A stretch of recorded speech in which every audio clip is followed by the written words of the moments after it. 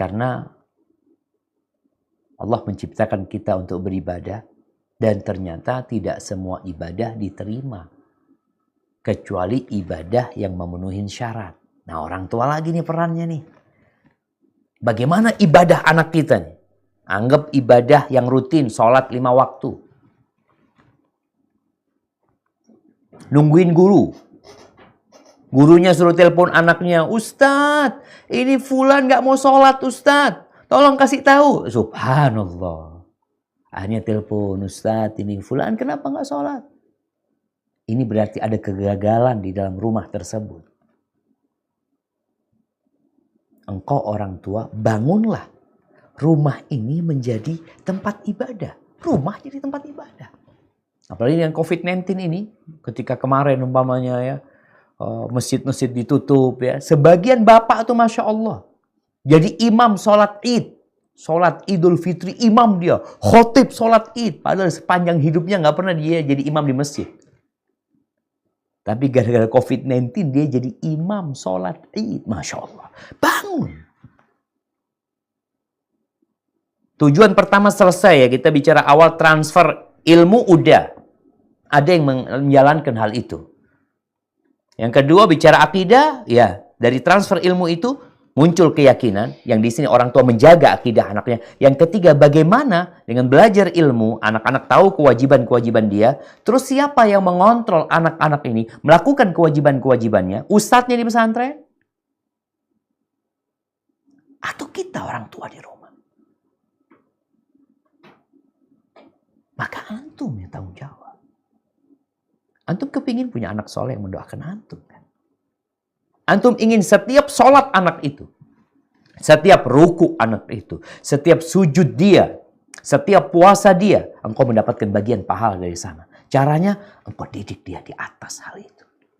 Man sanna sunnatan hasanah, falahu ajruha, wa ajru man amila biha min ba'dihi ila yaumil qiyamah. Min ghairi an yanqusa min ujurihim syai'an. Barang siapa yang memberikan contoh yang baik, ya Allahu Akbar, maka dia akan mendapatkan pahala amalan tersebut dan pahala orang yang mencontohnya. Terus sampai hari kiamat kalau ada yang mencontoh lagi tanpa dikurangi sedikit pun. Gimana kalau antum berhasil didik anak antum? Antum bukan ustadz. Kan orang kadang berpikir, enaknya jadi ustadz ya, pahalanya banyak, yang ngajarin orang banyak. Antum didik anak antum beribadah.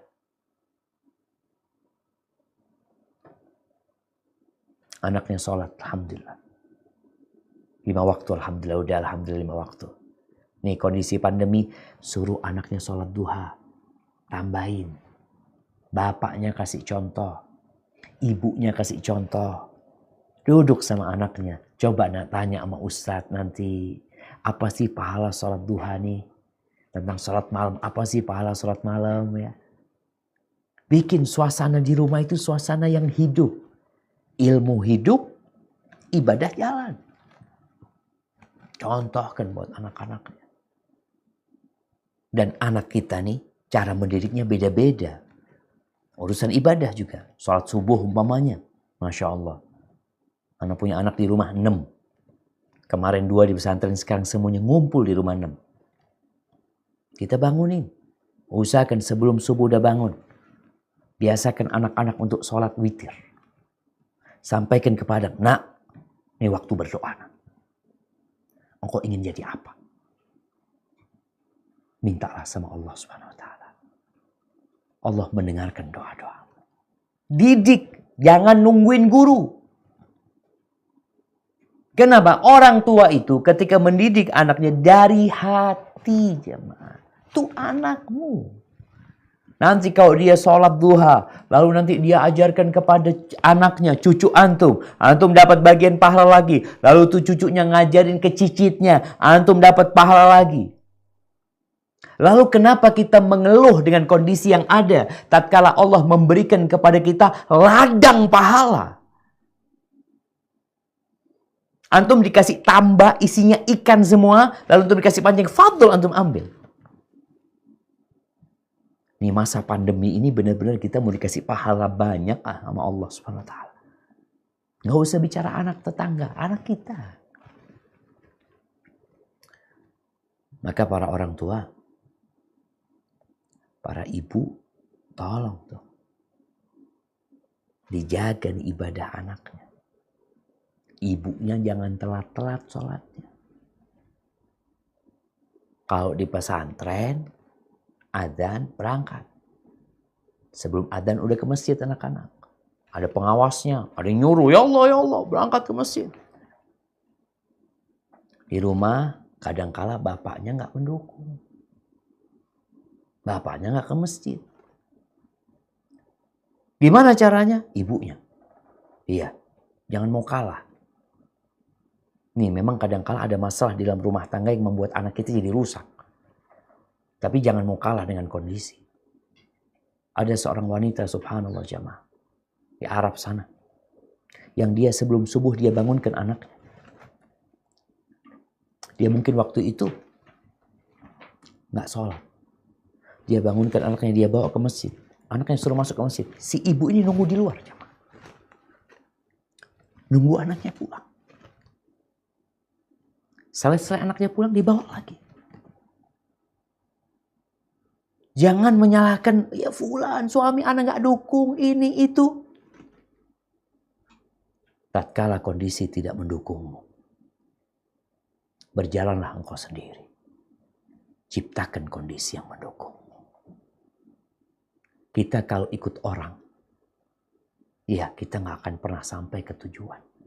Kecuali orang itu tujuannya bareng sama kita. Maka dalam mencapai target, membangun ibadah yang benar, di diri anak-anak kita, sekarang prakteknya kita lakukan hal itu. Ajak anak-anak kita untuk berbagi dengan fakir miskin.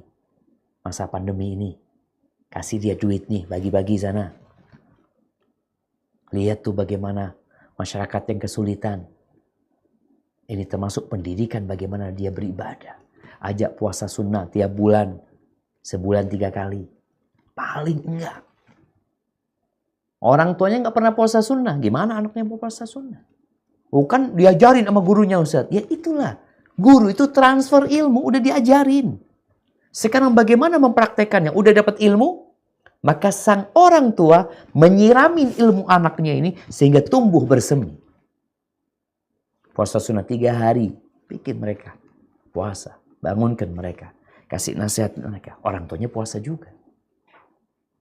Ini untuk membangun ibadah. Baik, tujuan yang keempat adalah membangun akhlak dan karakter di diri seorang muslim.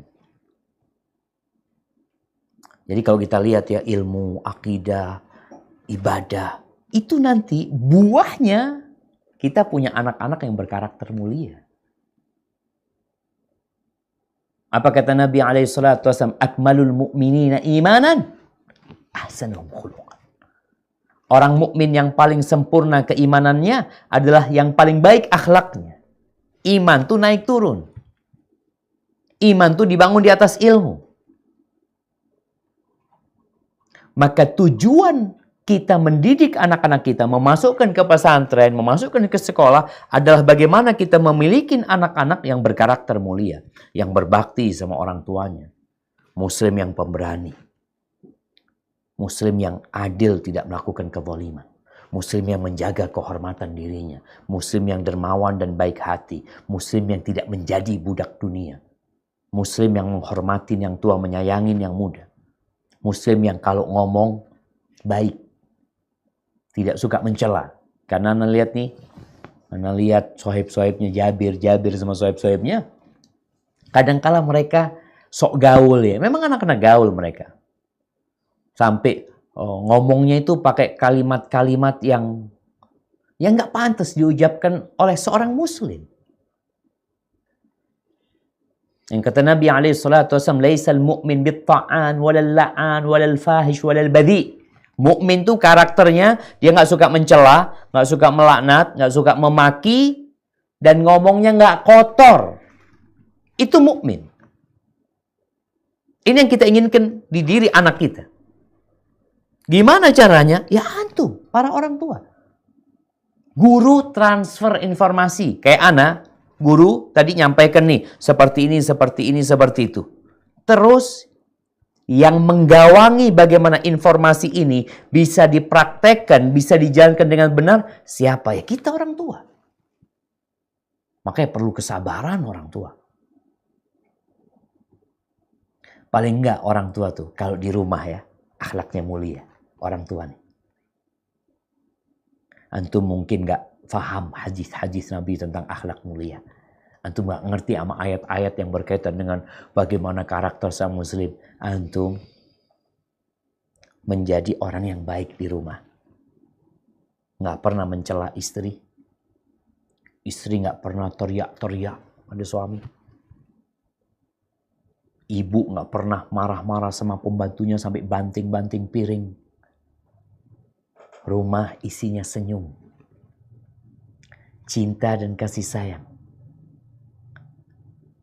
Anak-anak malam sebelum tidur ya, usahakan datang sama orang tuanya, diciumin anak-anaknya sama orang tuanya, pamitan sama orang tuanya, dibiasakan akhlak yang mulia. Buat mereka. Makan, setelah makan piringnya taruh, ada pembantu 10, ya alhamdulillah. Mungkin sebagian memiliki pembantu 10, tapi anaknya dididik memiliki karakter, memiliki jiwa, saling membantu. Bagaimana kakak beradik tidak berantem ya, saling berbagi, kakaknya punya sesuatu, berikan kepada dia. Umpamanya, enggak, aku ingin sudah, engkau kasih, abah kasih yang lebih banyak buat engkau. Mungkin dia berpikir, oh enak kalau gitu, ana mau. Iya, engkau tahu. Kalau engkau berbagi kepada orang, Allah akan kasih ganti, bukan 1 kali lipat. Bukan 2 kali lipat. Bukan 3 kali lipat. 700 kali lipat. Mulai kita didik orang tua nih, didik anaknya nih. Agar mereka saling mencintai, suka dengan akhlak-akhlak yang mulia. Dan bicara akhlak yang mulia, membangun akhlak yang mulia, biasanya ini perlu kawan. Ya dia kan berkawan, sohibnya. Walaupun sekarang sohibnya online mungkin ya. Tapi tetap orang tua harus melihat perubahan sikap di diri anaknya. Bagaimana dia berbicara, bagaimana dia berjalan, bagaimana gaya dia. Ini orang tua perlu memperhatikan. Ingat, sekolah membantu. Baik. Yang kelima. Apa tujuan pendidikan ini? Adalah menanamkan keahlian dan keterampilan di diri anak-anak kita. 4 hal ini tujuan utama jemaah. Ilmu agama khususnya, kemudian akidah, ibadah, akhlak. Sedangkan banyak pendidikan yang ada itu, tujuan utamanya adalah bagaimana anak ini bisa bekerja. Itu menjadi target dalam pendidikan Islam? Iya. Nah, kita nggak pungkirin. Bahkan bagaimana Rasulullah SAW mendidik para sahabatnya untuk bisa bekerja, untuk memiliki keahlian, dan mereka tidak bersandar kepada pemberian orang. Kerja. Maka ma'akala ahadun ta'aman qad khairun min kasbiyati. Nggak ada orang makan yang lebih baik daripada hasil kerja dia. Bukan pemberian orang, kerja.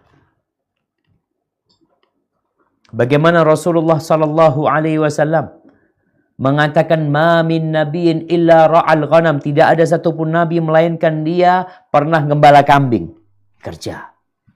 Nabi Musa 10 tahun gembala kambing. Tapi itu bukan tujuan utama pendidikan. Kalau akhirnya sekarang pendidikan itu target utamanya adalah bagaimana anak-anak keluar dari sekolah langsung bekerja. Dan ini yang banyak.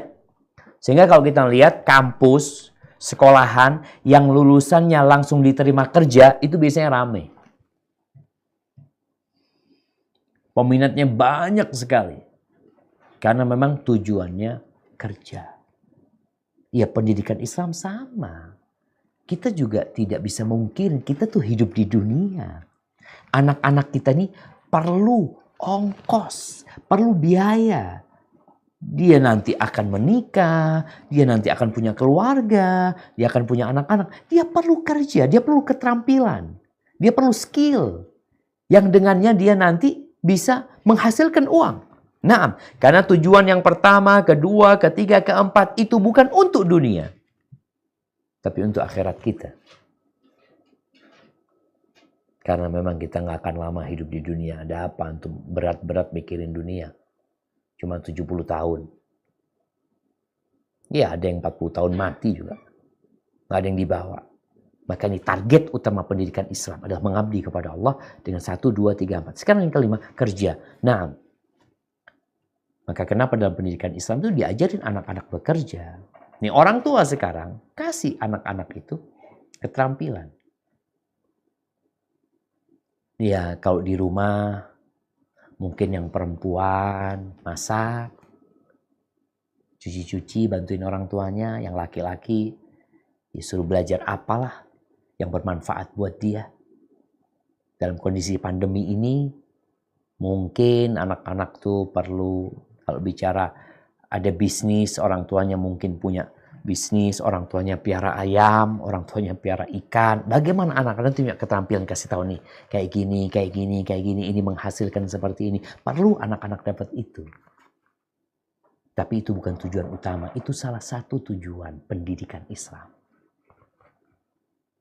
Maka kalau orang tua berpikir, anakku kalau masuk pesantren nanti kerja apa? Dapat fulus dari mana? Subhanallah jemaah. Nanti entah di Babus Salam nih, di Babus Salam Ustaz Ega. Kalau untuk pendidikan keterampilan dan skill ya, kira-kira ada nggak yang udah diberikan kepada mereka dalam masa SMP SMA ini? Ada Ustaz. Mereka ini semacam ekskul, ada setiap hari Sabtu mereka ekskul. Ada ekskul untuk belajar keterampilan tangan, masak, waktu itu sempat bikin kopi yang dalam botol, terus waktu itu juga sempat ada nanam, dulu sempat ada belajar mobil ke bengkel, nah seperti itu Ustaz. Masya Allah, Masya Allah. Alhamdulillah, udah lengkap nih Babus Salam nih, kita lihat tuh. Jadi, memang itu menjadi tujuan pendidikan sekarang. Bagaimana anak-anak ini punya skill. Sekarang anak-anak di rumah, nggak di pesantren. Maka orang tua harus menumbuhkan tuh skill anak-anak kita. Anak-anak punya hobi yang berbeda-beda. Kalau tadi dikatakan ada yang mesin, ada yang masak, ada yang mungkin bercocok tanam. Apalah yang engkau lihat anakmu ini punya kecondongan ke sana, ya orang tua perhatian. Jangan nunggu sekolah karena anaknya sedang di rumah. Baik, yang terakhir nih, target dari pendidikan Islam itu adalah membangun fisik. Ya. Bagaimana seorang muslim ini kuat. Sehingga kalau kita lihat Rasulullah SAW mengatakan al-mu'minul qawi khairun wa ahabbu ilallah minal mu'minil dha'if wa fi kullin khair. Seorang mukmin yang kuat itu lebih baik dan lebih dicintai Allah daripada mukmin yang lemah.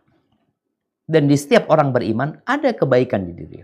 Kalau bicara mukmin yang kuat, kuat apanya? Yang pertama kuat ilmunya, kuat akidahnya, kuat ibadahnya, kuat akhlaknya, kuat ekonominya. Ya. Dan kuat fisiknya. Bagaimana Allah Azza wa Jalla mengatakan, wa a'iddu lahum mastata'tum min quwwatin wa min ribatil khail turhibuna bihi aduwallahu aduwakum. Persiapkan kalian untuk menghadapi musuh-musuh itu segala bentuk kekuatan. Segala bentuk kekuatan. Kuda, mau naik kuda, olahraga apapun, memanah semuanya. Itu untuk menciptakan fisik muslim yang kuat.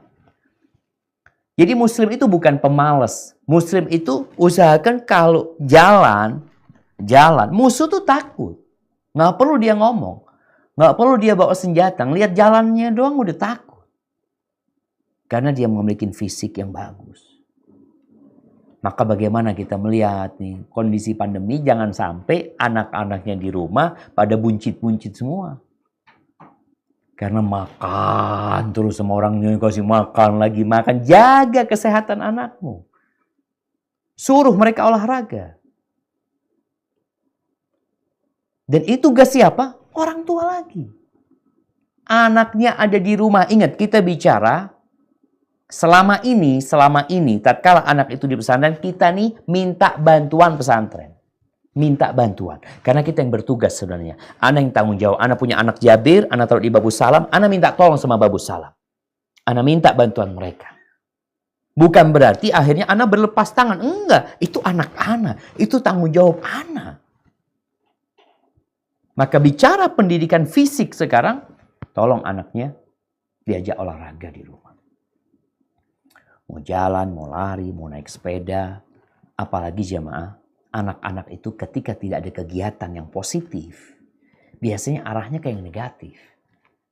Maka mungkin ada sebagian anak itu yang Masya Allah, kalau diperiksa ke dokter, yang sehat itu jempolnya jemaah. Sehat anaknya karena dia Masya Allah pinter, anak-anak Ustaz, Masya Allah Ustaz. Menang terus Ustaz. Menang apa? E-sport.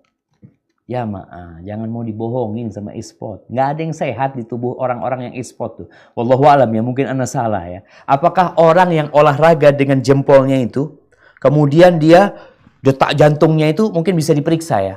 Nah, biasanya ada orang kalau treadmill tuh dikasih apa? Dikasih tempelan di sini ya macam-macam. Coba dia suruh e-sport lalu tempelin ini semua. Kira-kira bagaimana jantung dia, bagaimana paru-paru dia? Yang ada marah-marah. Kalau kalah yang ada marah-marah. Diambil handphonenya, teriak-teriak dia.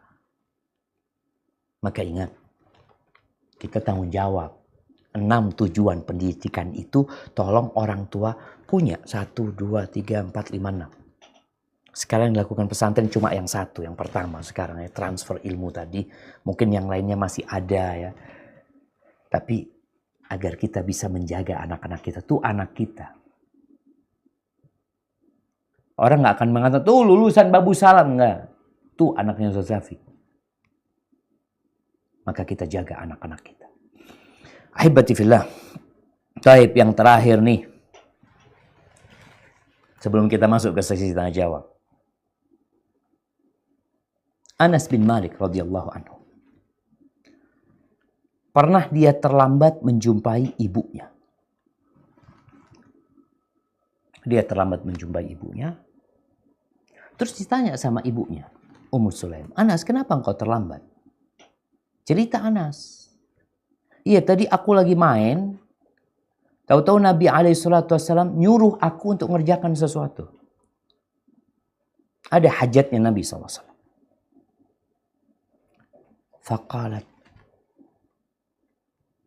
wa ma hajatuhu. Apa tadi hajat Nabi SAW? Apa kata Anas? Innaha sir. Itu rahasia ibu. Lihat nih, anak ngomong sama ibunya rahasia. Ibu itu rahasia. Apa yang dilakukan oleh seorang ibu tatkala melihat anaknya sekarang mendapat pendidikan, menyimpan rahasia. Dia nggak mau ngasih tahu rahasia. Apakah lalu meminta, ayolah nak, apa rahasianya? Ummu Sulaim mengatakan kepada anaknya, la tukhbiranna bi sirri Rasulillahi sallallahu alaihi wasallam ahadan. Jangan pernah engkau menyampaikan rahasia Rasul SAW kepada seorang. Kira-kira seperti ini nih. Yang dihasilkan dari pondok pesantren, bawa ke rumah, jagain tuh. Jangan dirusak. Di pesantren nggak boleh gini, nggak boleh kayak gitu. Ya udah, jaga tuh anak kita. Jangan kemudian dimentahkan apa yang diajarkan di pesantren. Apa yang ditanamkan kepada anak-anak. Lalu orang tua, oh nggak apa-apa pesantrenmu aja terlalu berlebih-lebihan. Nah, tolong dijaga. Anas menjaga rahasia itu. Sampai dia mengatakan kepada Thabit, muridnya ya. Kalau aku menyampaikan rahasia ini kepada seorang, maka engkau yang aku akan kasih tahu. Tapi enggak. Ahibati fillah. Pada akhirnya, semua akan menghadap Allah dengan amalnya masing-masing. Engkau akan menghadap Allah dengan amal perbuatanmu. Ustadz-ustadz di pesantren akan menghadap Allah dengan amalan mereka. Anak-anak kita nih juga akan menghadap Allah sesuai dengan amalan mereka. Tapi jangan sampai orang tua diseret anaknya ke neraka atau tertahan dari masuk surga karena dia tidak menyelesaikan tugasnya dengan baik. Hadza wallahu a'lam bishawab. Setelah anak ngelihat sudah ada Ustadz Mas'ud nih, jadi gak enak lah. Masya Allah. Kayaknya anak kembalikan ke antum nih udah. Nah, fadl Ustadzana, jazakallah khair. Ahlan Ustaz. Ahlan bikum. Barakallahu fikum. Wa fikum mubarak Ustadzana. نحن مشتاقون إليك. والله ماذا نفعل؟ طال بنا الفراق. ما شاء الله. حياكم الله. طيب ya Ustaz, mungkin بعدين في أسئلة ha. تفضل Ustadzana. Pertanyaan mungkin ada sedikit Ustaz ya. Tadi Ustaz menyinggung masalah Covid. Memang betul ini termasuk hikmah barangkali yang perlu kita renungkan. Dia ada Covid ini, maka sangat terasa terutama para wali ya, merasa betapa beratnya mengajar anak dan betapa beratnya mendidik anak. Nah, dan itu sebetulnya itu yang kami rasakan bagi para pendidik di Mahat ini yang begitu banyak karakter santri dan para ustadz, betapa beratnya mengajarkan ilmu, bahkan terutama ada mendidik mereka. Jadi yang ada Covid ini alhamdulillah orang tua bisa merasakan. Ustadz bisa istirahat gitu Ustadz? Enggak Ustaz, justru Ustaz ya, justru kami mengajar dengan via begini, justru lebih berat. Subhanallah. Tenaga sangat terkuras. Kenapa? Karena kalau tatap muka mungkin mengajar mereka menyampaikan sekali dua kali, mereka sudah paham. Karena banyak fasilitas kan. Iya. Tapi dengan ini tidak cukup sekali dua kali Ustaz menjelaskan, karena saya merasakan lebih daripada 5-6 kali. Allahu Akbar. Sehingga materi itu banyak terlambat ya, tapi yang penting kita tidak mengajar target, tapi yang penting bagaimana yang dia itu betul-betul mereka paham. Subhanallah. Nah, itu yang kita rasakan di sini. Jadi boleh dikatakan bukan 2 kali, bahkan mungkin 5 kali lipat tenaga kita yang terkuras ini. Allahu Akbar. Nah ini tadi saya pantau Ustaz ya, para anak-anak santri ini. Pertama banyak yang tidak buka kamera. Nah, saya ingin nanya, ini kemana orang tua? Kan gitu, apakah tidak ada pendamping? Padahal ini kajian untuk, bukan untuk anak-anak, tapi untuk orang tua juga. Bahkan ada yang tidur dari awal sampai akhir, sekarang ada itu Ustaz. Saya buka semua itu. Masya Allah. Coba, saya nggak tahu apakah ada orang tua yang mendamping.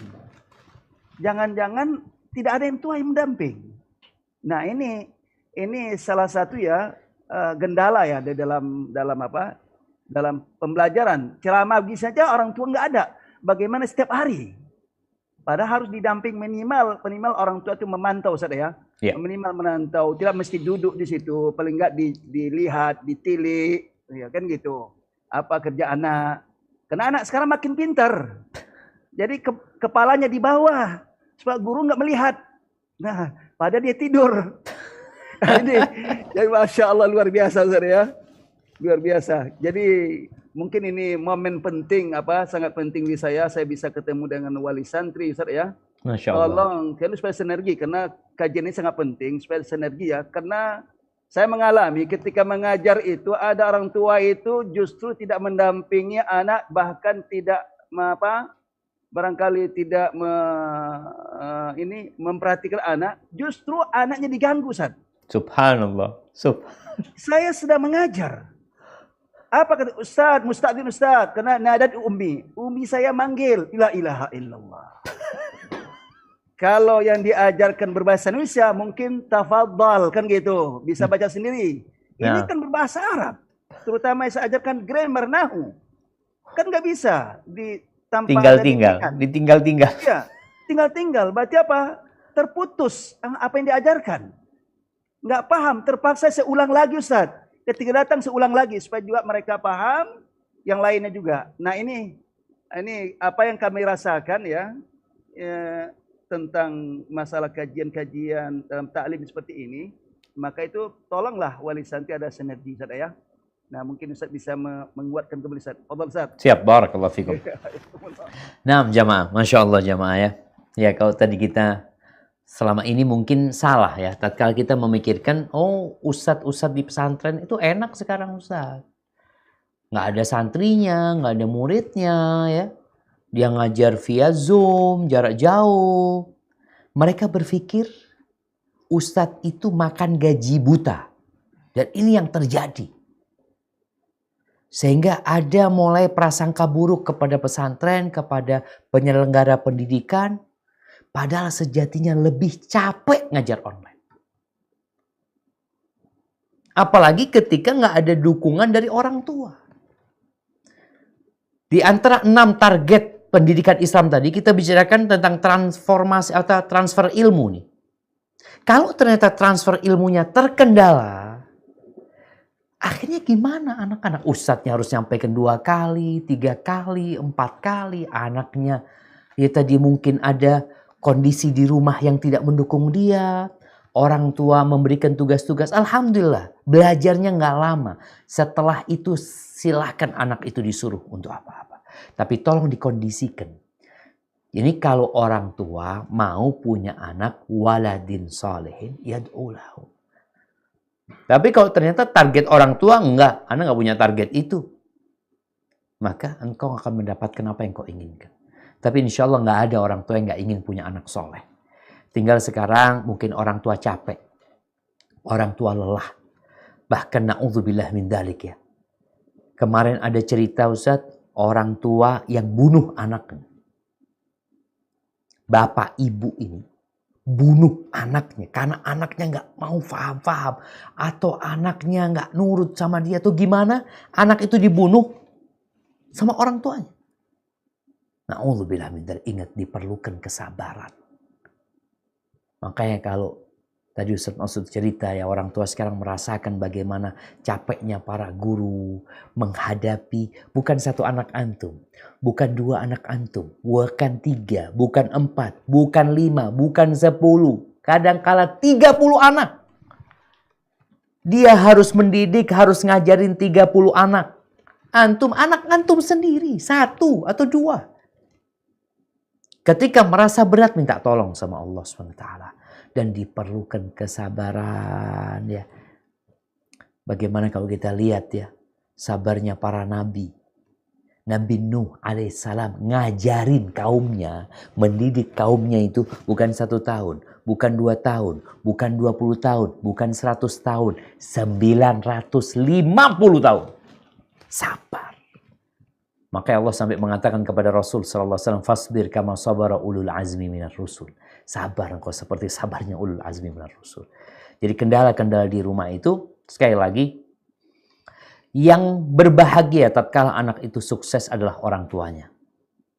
Mungkin anak itu lupa sama gurunya. Lupa sama pesantrennya. Tapi dia tidak akan lupa sama orang tuanya. Tapi kalau anak itu gagal, yang akan merana dan sengsara juga orang tuanya. Maka kondisi yang seperti sekarang ini, ciptakan suasana di rumah itu, ya suasana seperti sekolah.